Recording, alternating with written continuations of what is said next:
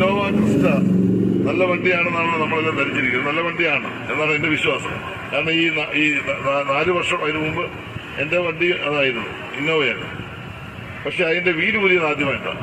അപ്പം എനിക്കിതറിയില്ലായിരുന്നു ഇതിങ്ങനെ mechanical problem ഉണ്ടോ എന്ന് എനിക്കറിയില്ല.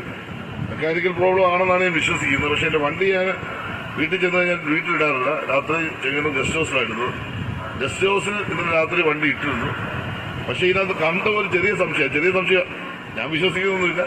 എന്റെ കൂടെയുള്ള പോലീസുകാരും കണ്ടവരും പറഞ്ഞതുകൊണ്ട് എനിക്കൊരു സംശയം, ഇതിന്റെ നട്ട് മാത്രമില്ല, പക്ഷെ ബോൾട്ടുണ്ട്.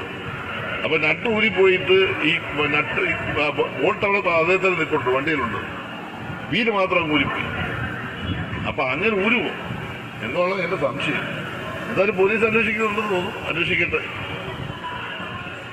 എന്നെ അങ്ങനെ ഭയപ്പെടുത്താനൊന്നും പറ്റുന്നില്ല.